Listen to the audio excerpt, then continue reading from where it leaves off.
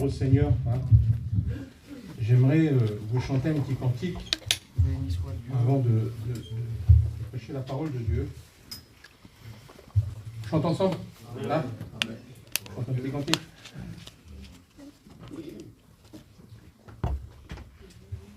Gloire à Jésus. Alléluia. Ton nom, Seigneur. Merci, Père.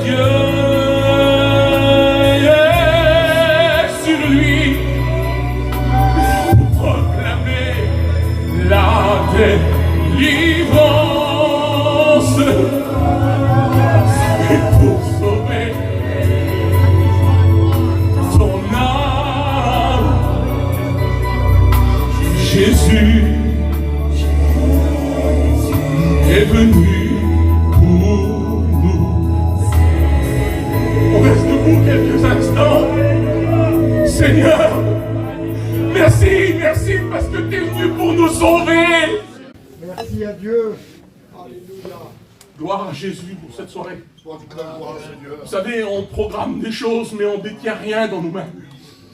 Quand on se laisse diriger et conduire, c'est lui qui fait.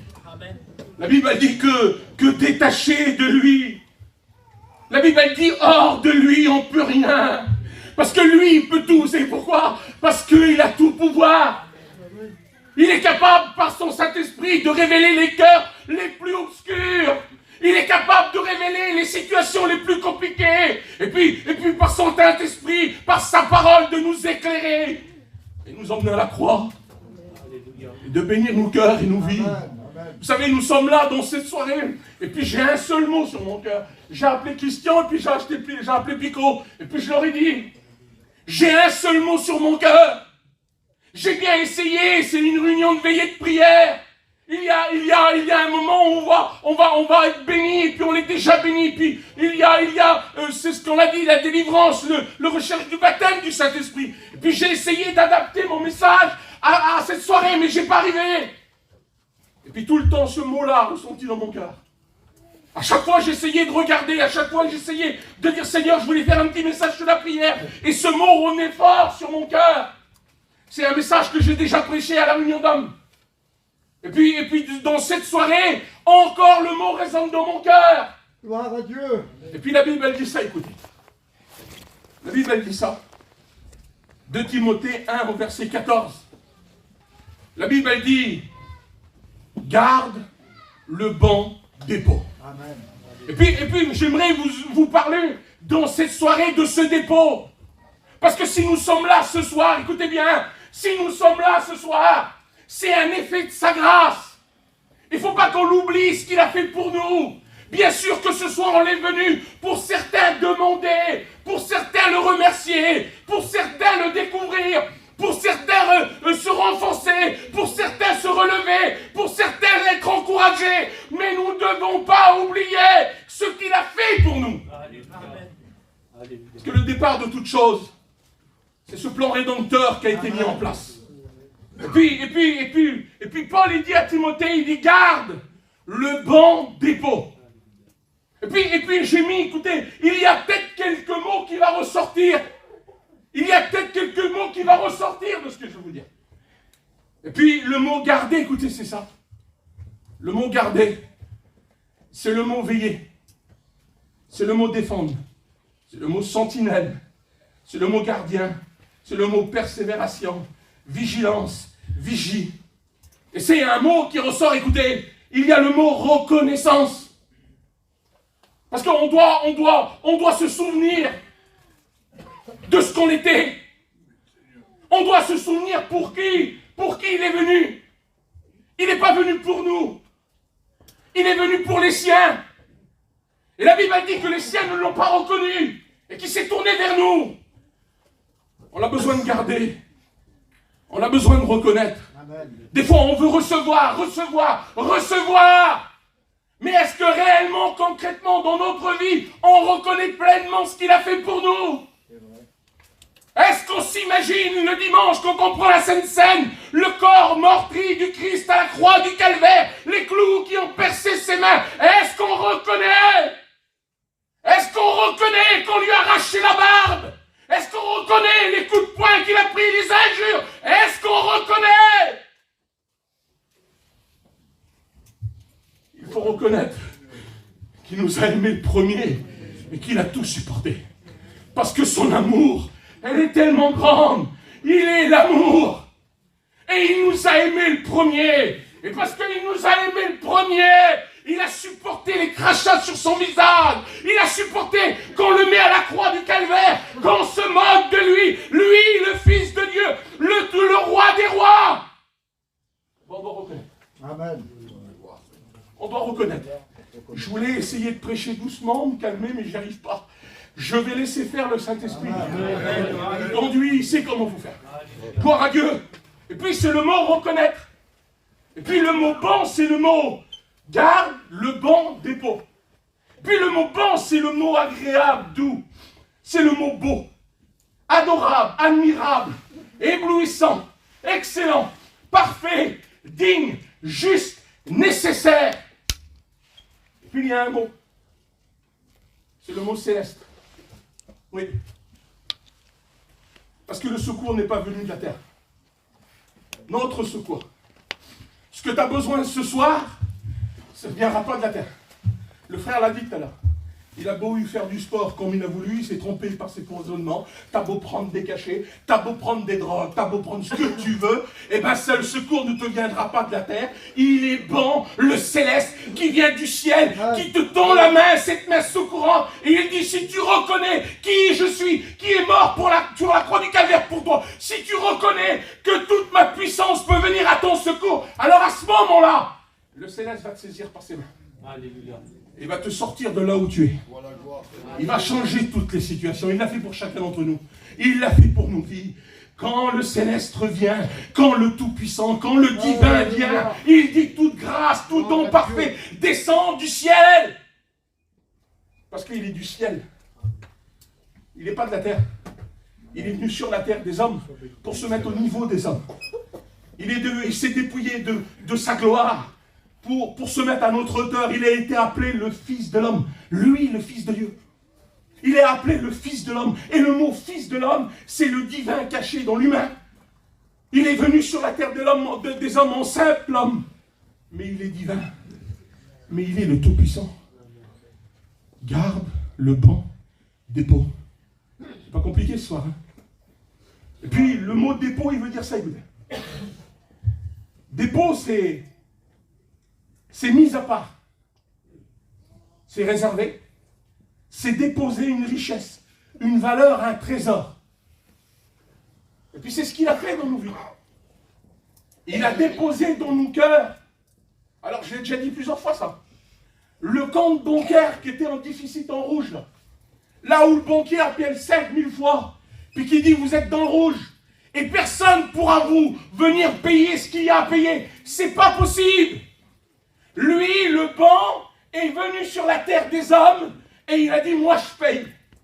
Moi je me suis donné à la croix du calvaire. Et ils reconnaissent que je suis le céleste qui est venu sur la terre des hommes pour les secourir. Alors à ce moment-là, moi je vais payer. Je vais remplir leur compte en banque de bénédiction à un tel point que je vais offrir à l'humanité tout entière. Il dit au jeune homme riche, prends tout ce que tu as sans aucune valeur, donne-les à ceux qui restent là. Mais moi j'ai un trésor inestimable, où la teigne et la rouille ne pourra pas le toucher, ne pourra pas, parce que c'est un trésor avec une valeur inestimable. Et puis le mot dépôt, il veut dire ça, écoutez. C'est le mot dépendance. Ou dépendre. Et puis parfois on ne dépend pas du trésor qu'il a mis sur nos comptes. Parfois, on n'attend pas une bénédiction du ciel. Parfois, on essaye de faire par nos propres moyens. Parfois, on essaye de s'en sortir par nos propres forces. Mais nos forces à nous, comprenez bien. Vous savez, j'ai coupé un arbre avec mon petit, il y a quelques jours, là. J'ai coupé un acacia. Et puis, en coupant les branches, lui, il s'est fait mal aux mains, moi, je me suis fait mal aux mains. Et puis un peu énervé, j'ai dit, c'est pour ça. C'est pour ça que l'Éternel a donné l'ordre à Moïse et puis l'ordre à Noé de construire des tables, de construire le bateau avec ce bois-là. Parce qu'il ne vaut rien. Parce qu'il ne vaut rien. Parce qu'il n'a aucune valeur. Parce qu'il n'y a que des épines et des ronces qui poussent dessus. Parce qu'à le façonner, c'est impossible.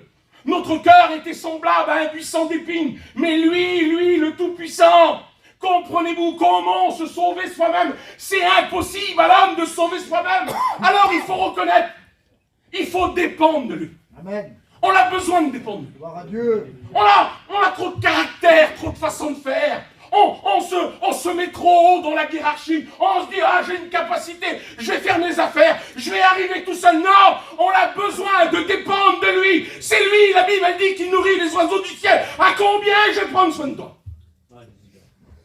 On a besoin de dépendre de lui. Amen. Il y a un vieux frère, il disait ça un jour. C'est vrai que la vie, elle a changé. Et puis qu'aujourd'hui, c'est plus la même vie, c'est vrai. On le voit. Puis il disait ça, c'était un vieux frère, on était en mission ensemble. Et puis le soir, on allumait un feu, puis au bord du feu, il faisait la réunion soir. Ça se voit plus trop ça. Et puis le vieux frère, là, il s'appelait Lafat, c'était un vieux serviteur. Puis il nous racontait les péripéties du voyage pour partir, pour aller à la convention. Il nous expliquait qu'il partait, qu'il faisait 50 km, ils arrêtaient, parce qu'il n'y avait plus de moyens. Mais leur désir, c'était la convention. Les femmes allaient chiner, et les hommes, ils se mettaient dans le camion, puis ils priaient. Puis ils disaient, Seigneur, on veut aller à la convention, on veut être béni. Puis les femmes, ils revenaient, on mettait chacun un petit peu de gasoil, et ils refaisaient 50 km. Et puis il nous disait un jour, il dit, je suis tombé en panne avec le camion devant la station, et puis eux, ils se dépendaient de lui. Il a dit, j'ai mis le camion derrière la station, et les femmes, ils sont partis chiner. Et il dit, avec mon beau-frère, on a prié. On a dit, Seigneur, tu vois comment c'est difficile, il reste un peu de route à faire, on a besoin de ta main. On a besoin de ton trésor, on a besoin de tes bénédictions. Et puis, il voyait les femmes revenir au loin qu'ils n'avaient rien fait, quoi. Et il disait ça. Un coup de vent est venu, et puis il y avait des poubelles dans là. Et des poubelles, elles se volaient un morceau de papier. Et il dit, il est venu sur le carreau du camion. Un billet de 50 000. Imaginez-vous. Il a dit, on était à la station, j'ai mis du gasoil dans mon camion. Mon beau-frère a mis du gasoil dans le camion. On l'a été à la convention. Et avec le reste, on a pu manger toute la semaine. Voilà ce que c'est de dépendre du Seigneur.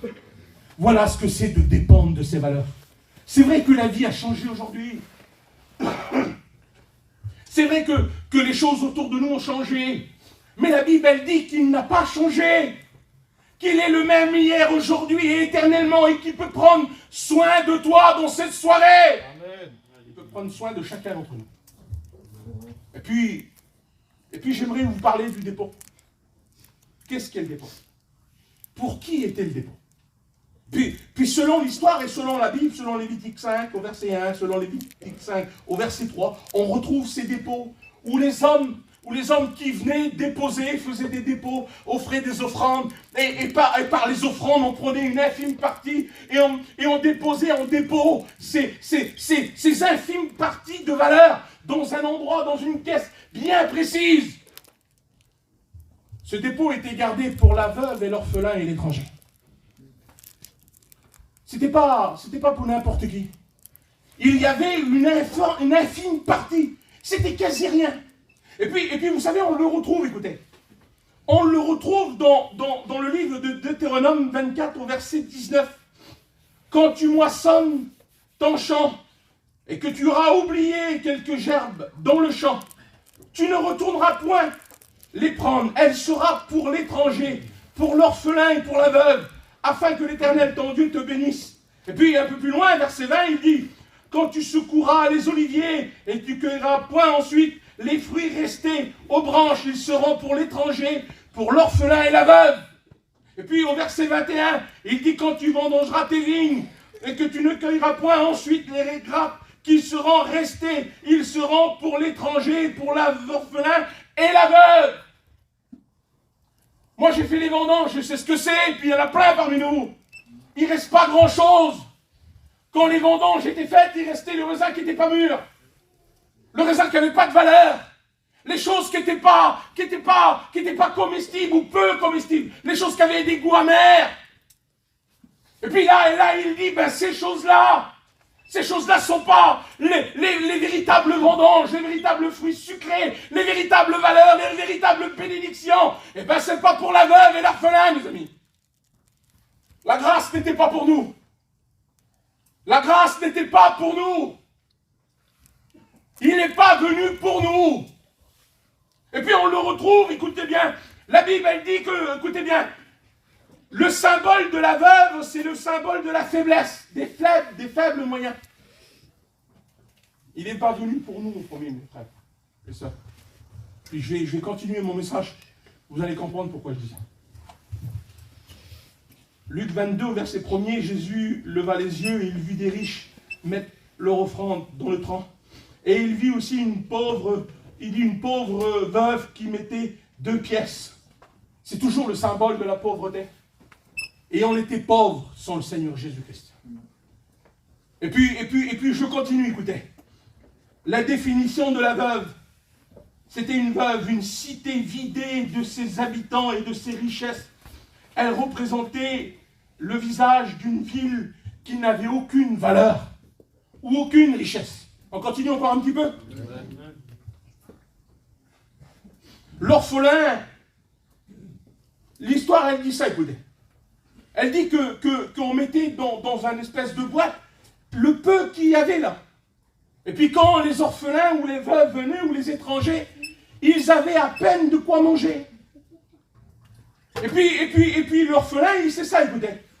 Privé de père, privé d'un maître, privé d'un guide, privé d'un gardien. Et puis Éphésiens 2, verset 12, il nous dit, nous étions privés. Souvenons-nous que nous étions privés de droit de cité en Israël. C'est ce que j'essaye de vous dire ce soir. De reconnaître qui il est, de reconnaître ce qu'il a fait pour nous. De garder les valeurs qu'il nous a données dans notre cœur. Et puis, nous étions privés de droit de cité, privés de citadelle, privés de maison de Dieu, privés du céleste, du saint, privés de la montagne de Sion, privés du Dieu vivant, privés de Jérusalem, de la Jérusalem céleste. Et puis la Bible, elle dit ça, écoutez. Matthieu 15, au verset 21, vous connaissez cette histoire, cette femme qui vient vers Jésus. Et puis elle demande au Seigneur Jésus-Christ, elle demande de l'aide. Et puis lui, il lui dit, il n'est pas bon de donner le pain aux petits chiens. Et puis c'est ce qu'il dit à cette femme. Il dit en quelques mots qu'il n'est pas venu pour nous. Il est venu pour les enfants d'Israël. Et que le pain était réservé aux enfants d'Israël. Et puis que cette femme, en vérité, serait contentée, comme les veuves et les orphelins d'autre temps, d'autrefois, de quelques miettes qui tombaient de la table du riche à terre. C'est ça en vérité.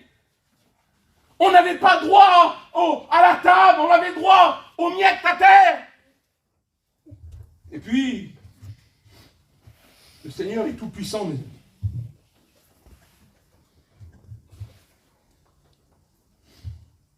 La Bible, elle dit que cette femme,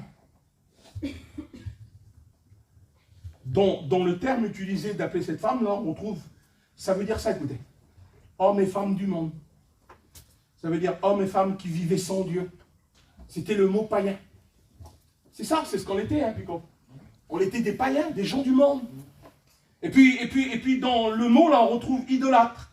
On retrouve des mots qui nous font réellement sortir les traits de caractère de l'homme qui vit sans Dieu. Sans le bon dépôt. Et puis, il faut qu'on comprenne ce soir. Et puis, le seul but de mon message que j'ai sur mon cœur, parce qu'aujourd'hui, j'ai relis, et puis dans mon cœur, c'était ça. Qu'on comprenne que sans lui, on n'est rien. Et que le véritable trésor, on ne le dépose pas sur une table à l'extérieur ou dans un endroit sans vigilance. On le met dans un endroit et on l'observe sans tourner notre tête et à gauche et à droite. On le regarde constamment parce qu'à tout moment, le voleur peut venir prendre les choses précieuses que le Christ a déposées dans nos vies. Vous savez, quand Gédéon emmène les hommes au bord du fleuve pour s'abreuver, l'Éternel parle, il dit, c'est pas avec ceux qui vont s'abaisser pour se nourrir, pour s'abreuver, que tu vas remporter la victoire. Non. Il dit, c'est avec les 300 qui restent debout et qui veillent. C'est avec les 300 qui prennent de l'eau en marchant et qui continuent de marcher et qui viennent emmener l'eau à leur bouche, là. En continuant de regarder autour d'eux, en veillant comme on fait nous, en prenant attention aux véritables valeurs qu'il a déposées dans nos vies et dans nos cœurs. On continue encore un petit peu. Et puis Matthieu 22, au verset 2. Il y a ce verset qui nous parle de l'invitation. L'invitation des convives à venir à la table du roi. Où le roi avait tout préparé, et puis il a appelé ses amis, appelé les plus proches, appelé ceux qu'il aimait, appelé les je sais pas moi, ceux qui avaient du pouvoir dans la ville, je sais pas moi. Et puis la Bible elle dit que personne n'est venu. Tout le monde a trouvé des prétextes. Et puis le roi il a dit, allez dans les rues, allez dans les places publiques. Allez dans les chemins, allez derrière les haies, rapportez ceux qui sont là. Et faites qu'entraînez-les d'entrer. Et puis cette invitation-là, elle nous a concernés à nous. Nous qui étions orphelins, nous qui étions la veuve et l'orphelin sans richesse, privés de droit de cité, nous sommes rentrés par la porte principale, celle qu'on appelle la grâce, à la table du roi des rois. Imaginez-vous un petit peu. Imaginez-vous. Nous qu'auparavant notre vie avait l'odeur de la boue du péché, il nous a lavés sanctifiés.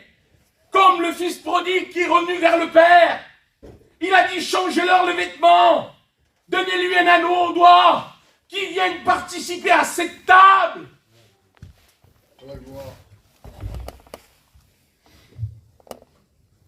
On va lire un petit verset ensemble. Écoutez bien.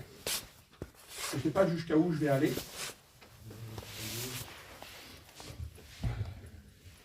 Jérémie 49 et au verset 11. Écoutez ce que dit le verset. Tes orphelins, je les ferai vivre. Imaginez-vous un petit peu. Il est en train de nous dire à nous qu'auparavant on n'avait pas cette vie en nous. Il a dit, moi, tes orphelins, je vais les faire vivre. Il dit que tes veuves se confient en moi. C'est-à-dire qu'ils espèrent en moi. Ceux qui étaient rejetés, ceux qui étaient bannis là, ceux qu'il n'y avait rien pour eux, ceux qu'ils n'avaient pas le droit à la table, pas le droit au pain, pas le droit à toutes ces choses que les gens avaient. Il a dit, moi, tes orphelins, je vais les faire vivre. Je vais prendre soin d'eux. Moi, tes veuves, eh bien, s'ils espèrent en moi, il dit que tes veuves se confient en moi. Car ainsi parle l'Éternel, voici, ceux qui ne devaient pas boire, buvront la coupe. Ceux qui n'étaient pas prévus pour vous, eh ben, le plan rédempteur qui a été mis en place, ça a été pour nous. Quand ils ne l'ont pas reconnu, quand Israël n'a pas reconnu le Christ, il s'est tourné vers nous et la porte de la grâce, elle s'est ouverte par sa mort et sa résurrection et il nous a englobés dans le plan rédempteur. Alléluia, gloire à Dieu. Il faut garder le bon dépôt. Il a payé trop cher. Payé trop cher. C'est vrai, Seigneur. Vous savez, j'ai mis ça, écoutez, j'ai mis ça quelque part. Je me souviens plus où j'ai mis ça. Là, écoutez. J'en ai parlé avec Pico l'autre jour, et puis lui, il disait qu'on n'appelle pas les petits Christ. On les appelle les disciples. Et puis j'ai regardé, et puis écoutez, j'ai mis ça, moi. De petits chiens, on est devenus des petits Christ. Et puis le mot petit Christ, là, il vient du mot Christianos. Et puis c'est ceux qui persécutaient les chrétiens. Ceux qui se moquaient d'eux. Ils se moquaient de Jésus à travers les chrétiens, à travers ceux qui le croyaient, ceux qui le suivaient. Parce qu'ils disaient, oh vous êtes des petits Christ, vous êtes des Christianos. Mais vous verrez, vous n'arriverez pas. C'est pas vrai ce qui se passe aujourd'hui. Et vous verrez, ils vont le crucifier, il va mourir. Oui, il est mort, mais il est ressuscité. Comme nous sommes morts et nous sommes ressuscités pour lui. Il a changé notre nom. Nous ne sommes plus des petits chiens privés de cité. Non, la cité va nous appartenir. Elle va descendre du ciel parce que nous sommes venus les petits Christ. Nous sommes morts et ressuscités parce qu'il a ouvert la porte de la grâce. Parce qu'il s'est donné lui-même pour chacun d'entre nous. Gloire à Dieu. Gloire à Dieu.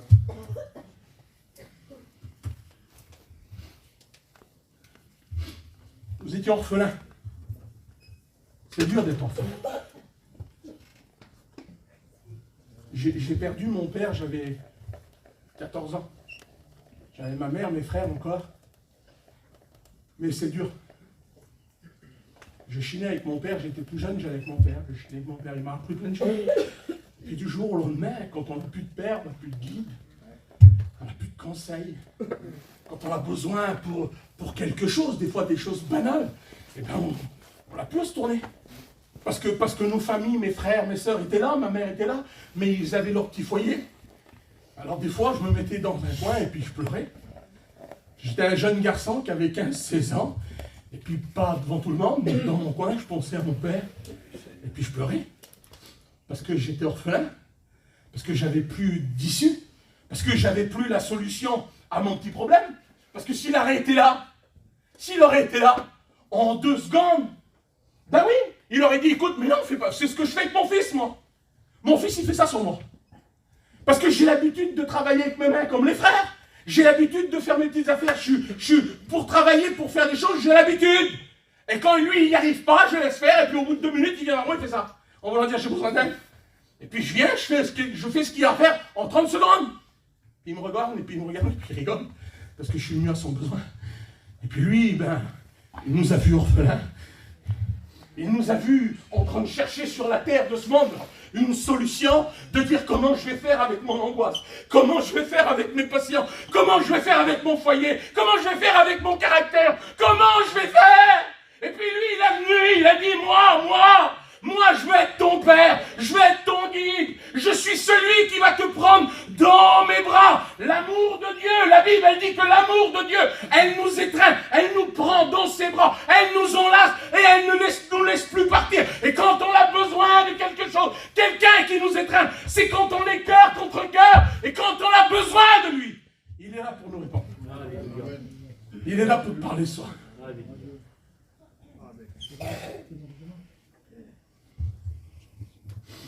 Éphésiens 2, verset 18, car par lui, il dit, nous avons un accès auprès du Père. Il ne nous a pas laissé orphelins. On continue encore un petit peu. Il nous a donné, par sa grâce, le droit de citer, le droit de la montagne de Sion, le droit de la cité du Dieu vivant. Il nous a aimés, il nous a donné en abondance. Et puis dans cette soirée, j'aimerais finir mon message. On a le temps ce soir. Hein? On est là pour lui ce soir. Il y a eu quasi 1 heure de chant, on peut continuer encore un petit peu. Gloire à Dieu, j'ai écrit, puis ça fait 2-3 fois que je le prêche, mais j'ai tellement écrit que parfois on n'arrive pas à tout dire. Laissez-moi encore 10 minutes, 15 minutes, et puis je vais terminer. Il a déposé dans nos vies. Il nous a laissé sa gloire. Imaginez-vous un petit peu. Il s'est donné à la croix du calvaire. Il nous a aimés. Et puis pas étonnant qu'il dit, garde le bon des pauvres. Parce que ce qu'il nous a donné, c'est pas le second choix. Vous avez vu des fois dans des marchands, là, il y a le premier choix, le second choix, et puis il y a le modèle défaut. Le prix, il va de 100 € à 10 €. Et puis voilà. Mais lui, il nous a donné le meilleur des meilleurs. C'est le cantique que j'ai chanté tout à l'heure. Car Dieu a tant aimé le monde. Il a donné son fils. Il n'avait un seul. C'est Jean le Baptiste qui dit, quand il est loin. Voici, en voulant dire, il n'y en a pas d'autre. Il n'y a personne d'autre. La Bible elle dit qu'il n'y a pas un autre nom qui a été donné. Non, non. C'est pas la peine de chercher. C'est pas la peine de regarder autour de nous. C'est pas la peine de faire le tour du monde. T'auras beau faire le tour du monde, il y a un petit film, il dit que faire le tour du monde en 80 jours. T'auras beau faire le tour du monde en 80 jours, tu trouveras pas mieux. On l'a trouvé le meilleur des meilleurs. On l'a trouvé le Christ. On l'a trouvé. Et lui, en plus de ça, il dit, écoutez. Il dit, Père, écoutez un petit peu. Nous qui étions vilains, par-dessus tout. Il dit, notre cœur était comme un buisson d'épines. Moi, je fais des arbres. Il y en a plein qui font des arbres. Et vous savez ce que c'est, un buisson d'épines. C'est très difficile à travailler. On ne peut pas faire une sculpture d'un buisson d'épines. On ne peut pas l'en faire au milieu d'un jardin. Écoutez, au milieu d'un jardin, on met un palmier, on met un olivier, on met un arbre fruitier, on met un saule pleureur, on met un boulot pleureur, on met ce que vous voulez, mais on ne met pas un buisson d'épines. Et notre cœur était comme ça. Et il a changé notre cœur. Il a dit, j'ai enlevé le cœur de pierre. Changé, enlevé. Il a dit, j'ai mis un cœur pour aimer, un cœur pour suivre l'œuvre de Dieu, pour aimer le Seigneur Jésus-Christ. Il nous a aimés, il nous a changés. Puis après, il est encore plus loin. Il dit, Père, la gloire que tu m'as donnée, écoutez bien ce que je vous dis, la gloire que tu m'as donnée. Parce que parfois on s'imagine ça comme ça, écoutez. Parfois, on s'imagine qu'on trouve le Seigneur et que ça s'arrête là. Qu'on vit notre petite vie là, tranquille, et que ça s'arrête là. Mais non, frères et sœurs. Il dit, Père, la gloire que tu m'as donnée, je l'aurais laissée. Ils vivent une vie constamment d'abondance s'ils le veulent. Une vie où Dieu bénit par leur renoncement et leur fidélité, à travers eux, les gens vont se convertir, leurs familles, leurs enfants vont se convertir. Père, la gloire, cette gloire qui vient du ciel, pas une gloire qui vient de la terre, une gloire qui vient du ciel, quelque chose qui vient du céleste. Vous savez, quand on passe derrière le micro, et puis quand on prêche, ou quand on chante, ou quand on raconte un mot de témoignage, quand on raconte notre vie transformée, il y a quelque chose qui se passe. C'est que notre corps n'a pas l'habitude de parler de ça, et puis il n'aura jamais l'habitude, jusqu'au jour où il sera transformé pour supporter la présence de Dieu dans le ciel. Mais notre corps de chair, il n'a pas l'habitude. Alors les gens, ils tremblent, on ne trouve pas les mots, parce que c'est quelque chose qui nous dépasse. De parler du céleste, de parler du divin, de parler d'une vie transformée par le divin, c'est quelque chose qui nous dépasse. C'est quelque chose qui dépasse le corps humain. Et il dit, Père, la gloire que tu m'as donnée, je l'aurais laissée. Et puis cette gloire, elle va continuer tout au long de notre vie quand on va marcher avec lui. Partout où on va passer, partout où on va témoigner, partout où on va chanter un cantique, partout où les endroits où les gens vont nous écouter prier. Parce que les gens vous écoutent prier. Parce que vos enfants vous écoutent prier. Parce que vos enfants vous écoutent parler à Dieu. Et puis quand vos enfants vous écoutent parler à Dieu, ils le savent. Écoutez, ils le savent. Que vous avez une relation personnelle avec le Tout-Puissant et le Divin. Que vous avez une ligne directe qui peut aller au ciel. Et puis que si vous demandez de tout votre cœur quelque chose, eh bien croyez que vous l'avez reçu. Et vous le verrez s'accomplir. Il dit, la gloire que tu m'as donnée, je l'aurais laissée. Et puis, nous sommes devenus ses héritiers. L'Ancien Testament s'est fermé. Le Nouveau Testament s'est ouvert. Écoutez bien. Le Nouveau Testament s'est ouvert. Et puis, sur le Nouveau Testament, nous sommes devenus ses héritiers. Alors, on ne porte plus le nom de païens. Nous ne sommes plus les idolâtres, ceux qui vénéraient les choses plus que tout. Nous ne sommes plus les gens du monde. Nous ne sommes plus des orphelins. Nous ne sommes plus des veuves. Nous ne sommes plus des étrangers. Nous sommes des habitants de la céleste toute puissante qui est dans le ciel, parce que notre cœur est rattaché au ciel. Nous sommes devenus les enfants de Dieu et nous sommes devenus l'Église, l'époux du Seigneur, la future épouse de notre Seigneur. Imaginez-vous un peu le changement. Et nous sommes venus les héritiers. Parce que quand l'Ancien Testament il s'est fermé et que le Nouveau s'est ouvert, la porte de la grâce elle s'est ouverte. Et puis chaque personne qui est passée par cette porte-là est devenue une nouvelle créature. Ça s'appelle la nouvelle naissance. Et puis l'ancienne chair qui était païenne, qui aimait les choses du monde, je veux dire des mots comme ça, hein, frère. C'est les mots que j'ai sur mon cœur. Les choses qu'on aimait auparavant, la Bible dit qu'on les a crucifiés avec Christ. Ils ont été ensevelis avec lui. Et puis la nouvelle personne qui est née là, on l'a appelé un chrétien. Fils de Dieu.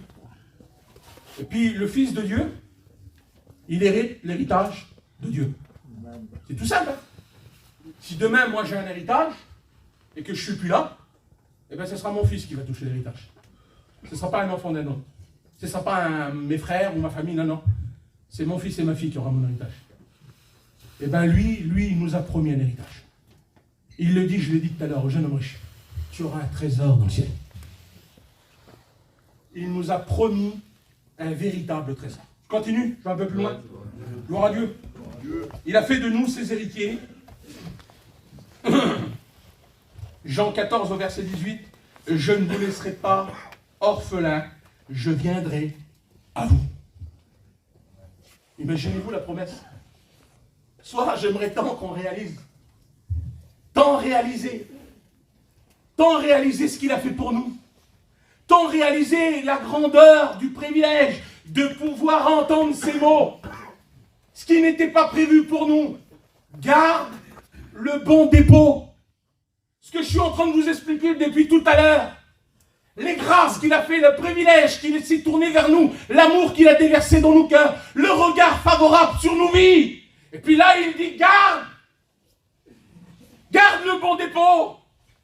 Ne garde pas ce que le monde veut t'offrir, les mauvaises pensées, toutes ces choses-là, non.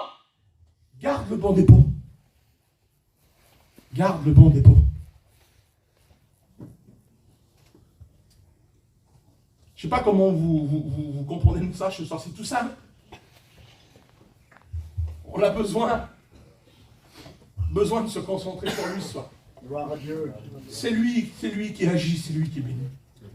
On a besoin de reconnaître. Il dit, heureux les pauvres d'esprit. Eh bien, c'est ceux qui reconnaissent que sans Dieu, on n'est rien. On a besoin ce soir, on veut être béni. Est-ce que vous voulez être béni ce soir? Eh bien, il faut qu'on reconnaisse que sans lui, on n'est rien. Il faut reconnaître les valeurs qu'il a mis dans nos vies. Il faut reconnaître qu'on n'était rien et qu'il nous a tout donné. Et qu'il nous dit ce soir, garde le bon dépôt. Je vais le dire des dizaines de fois s'il le faut. Parce que c'est le mot que j'ai eu toute la journée d'hier, et toute la journée d'aujourd'hui, et toute la journée d'avant-hier, quand ils m'ont demandé de faire la réunion. C'est le seul mot qui retentissait dans mon cœur. Garde le bon dépôt. On a besoin de veiller. On a besoin d'être vigilant. Vous savez, le mot vigie est sorti le mot vigile. Et puis un vigile, c'est ça. C'est celui qui ne dort pas pour surveiller ce qu'il y a de valeur. On a besoin de veiller. On a besoin de protéger. Il nous a laissé sa gloire. Il nous a lavé, sanctifié. Il nous a revêtus d'un vêtement blanc. Il nous a donné des chaussures aux pieds. Il nous a donné l'alliance. Et puis nous appartenons au Christ. Nous sommes devenus ses héritiers. Et puis, pourquoi garder le bon dépôt? Il y a un pourquoi. Pourquoi ce conseil? 2 Timothée 4 au verset 7. Il dit, garde le bon dépôt jusqu'à la fin. Garde pour recevoir une pleine bénédiction. J'ai mis les textes, mais je ne vais pas tout citer. Gardez le bon dépôt pour être en lui. Gardez le bon dépôt pour que le malin ne nous touche pas. J'ai les textes avec moi. Il dit, gardez le bon dépôt pour demeurer en lui et que lui demeure en nous. Il dit, et voici, je viens bientôt. Heureux celui qui garde la parole.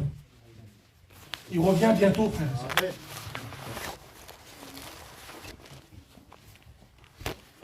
Jean 14 au verset 15, il dit ça, écoute. Si vous m'aimez. Ah, je le fais ce soir. Qui c'est qui aime le Seigneur? Levez la main. Il y en a encore, non? Il y a que vous? Levez bien la main, bien haut. Bien signalé, voilà. Alors, je vais citer le texte en même temps. Si vous m'aimez, gardez mes commandements. Gardez le bon dépôt. Gardez cette parole. Ces paroles qui sont descendues du ciel, cette parole qui s'est faite chair. Gardez le bon dépôt. Gardez le Christ dans votre vie tout entière.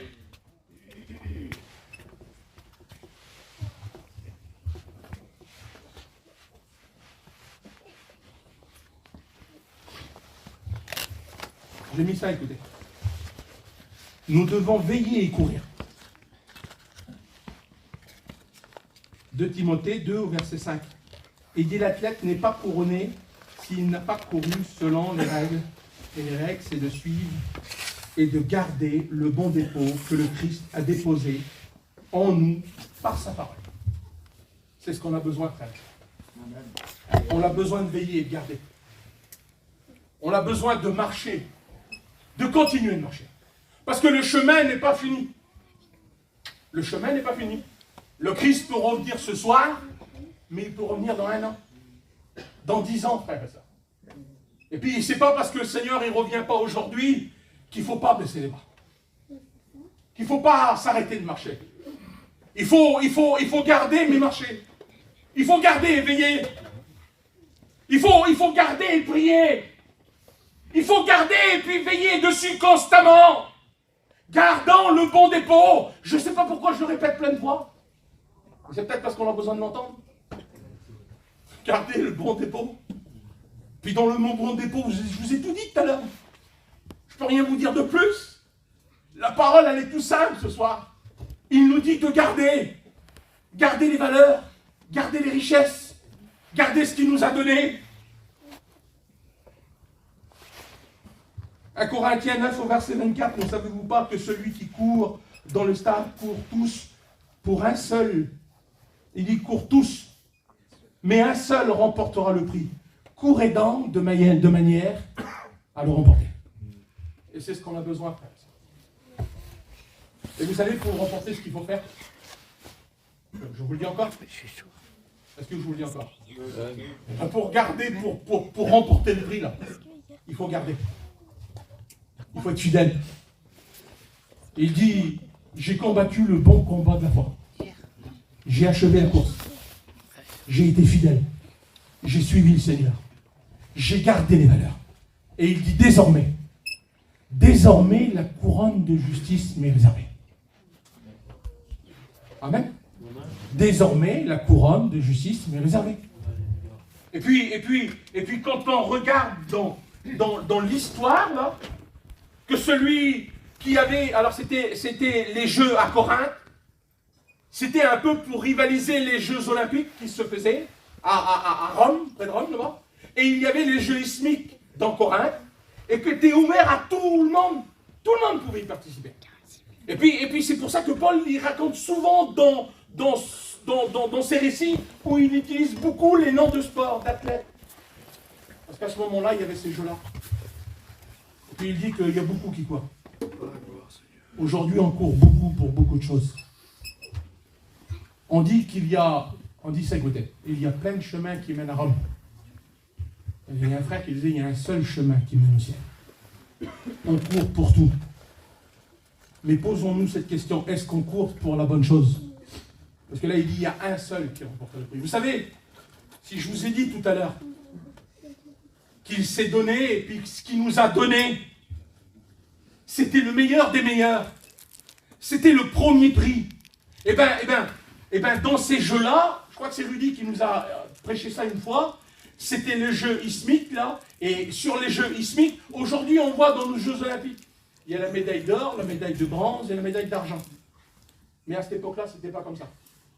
On avait un estrade, on appelait ça Bema, et c'était une seule marche. Il n'y a pas de deux vainqueurs. Non. Il y a une seule catégorie de vainqueurs. C'est ceux qui gagnent. C'est ceux qui veillent. C'est ceux qui sont fidèles. C'est ceux qui marchent avec le Christ. C'est ceux-là qui seront récompensés. C'est ceux-là où le Seigneur Jésus-Christ donnera la couronne de justice. C'est ceux-là qui auront les récompenses, où sous leur couronne sera donné les perles de leur fidélité, de leur vie avec le Seigneur Jésus-Christ. Il a rempli notre vie de bénédiction. Il dit qu'il nous a préparé des œuvres d'avance. Il a tout fait. Il a tout fait. Et puis en faisant toutes ces choses-là, parfois, on est des auditeurs oublieux. On l'oublie que c'est lui qui a tout fait. On se croit qu'on est capable de s'en sortir par nous-mêmes. On se ment à nous-mêmes par nos faux raisonnements. On se dit, ah, ça fait 1 mois que j'étais à la réunion, mais ça va aller. Je vais m'en sortir. Tu sais, je peux rester 1 mois, 1 mois et demi, c'est pas pour ça que je suis pas bien. Reconnais que sans lui, tu es pauvre. Reconnais que tu es sans force. Reconnais qu'il s'est donné à la croix du calvaire. Reconnais qu'il vit dans ton cœur et dans ta vie dans cette soirée, que si tu veux t'en sortir, il faut que tu le voies comme celui qui a tout fait. Comme celui qui s'est donné. Comme celui qui nous a aimés. Comme celui qui s'est donné à la croix du calvaire. Un jour, j'ai vécu cette expérience. On faisait une réunion de jeunes et puis dans le fond de l'église, il y avait un jeune assis. Et pendant la réunion de jeunes, le frère il prêchait sur la crucifixion du Christ. Et lui, il s'était marié, divorce, problème avec la belle famille. Je ne peux pas vous expliquer dans la situation qui s'était mise. Et il était dans le fond là-bas. Et dans son cœur, à lui, il priait. Il disait, Seigneur, tu ne penses pas à moi. Tu m'as oublié. Tu vois mes problèmes, tu vois mes difficultés. tu m'as oublié, Seigneur. Où t'es? Et puis une prophétie, elle s'est levée. La prophétie, elle disait, écoute, je me suis donné à la croix du calvaire. J'ai supporté les coups. On m'a craché au visage. On m'a cloué mes mains et mes pieds. On m'a mis une couronne d'épines. Et j'ai rien dit. Je n'ai pas dit un mot. J'ai regardé. J'ai pas dit un mot. Tu sais pourquoi? Et puis le Seigneur a parlé. Par la parole et puis par la prophétie. Et il dit, parce que je pensais à toi. Et la personne était dans le fond, là, il nous l'a dit après, il comprenait bien. Mais dans son cœur, il disait, Seigneur, tu m'as oublié. Seigneur, regarde dans la situation où je suis. Tu regardes pas sur moi. Tu penses pas à moi, mais non. Il s'est donné à la croix du calvaire pour te donner le meilleur et pour te dire ce soir, eh ben garde le meilleur. Parce que quand j'ai été crucifié, je pensais à toi. Je pensais à ton péché que je pouvais pardonner. Je pensais à tes liens que je pouvais délivrer ce soir. Je pensais à ta vie. Je pensais à ta jeune vie que tu as donnée. Je pensais à toi dans ta vieillesse.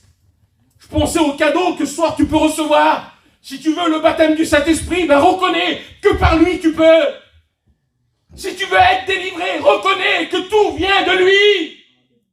Ne regarde pas à nous, on n'est que des messagers, on n'a pas de pouvoir, on n'a rien. Mais reconnais que lui, il peut tout ce soir. Il peut combler ta vie.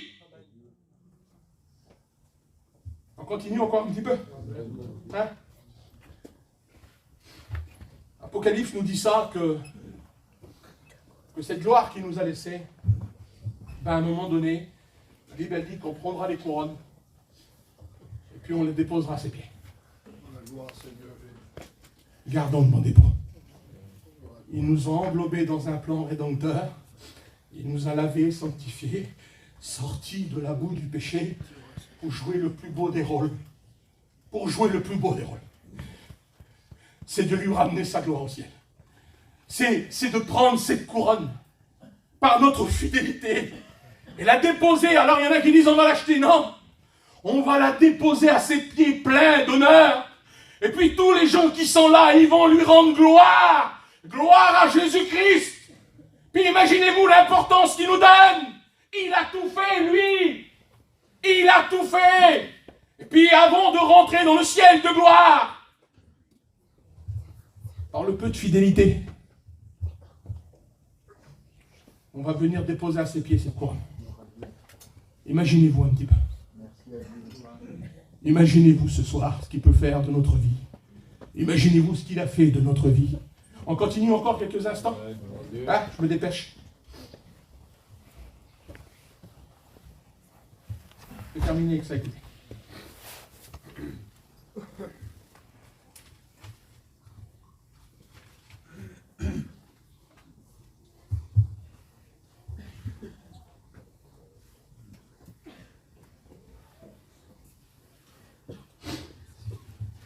Apocalypse 3, verset 7. Écrit à l'église de Philadelphie, voici ce que dit le Saint, le véritable, celui qui a la clé de David, celui qui ouvre et personne ne peut fermer, celui qui ferme et personne ne peut ouvrir. Je connais tes œuvres, et voici parce que tu as peu de puissance, et que tu as gardé ma parole, et que tu n'as point renié mon nom, il dit, je mettrai devant toi une porte ouverte que personne ne peut fermer. Et voici, je donnerai ceux de la synagogue de Satan qui disent juifs et qui ne le sont pas, mais qui mentent. Il dit, voici, je les ferai venir se prosterner à tes pieds et ils connaîtront que je t'aime parce que tu as gardé la parole de la persévérance. Il dit, en moi, je te garderai aussi à l'heure de la tentation qui va venir sur le monde entier pour éprouver les habitants de la terre. Il dit, je reviens bientôt. Retiens ce que tu as, afin que personne ne prenne ta couronne. Il revient, mes amis. Il revient, mes frères et sœurs. Et puis ce soir, on a besoin de garder. Il dit qu'il nous gardera.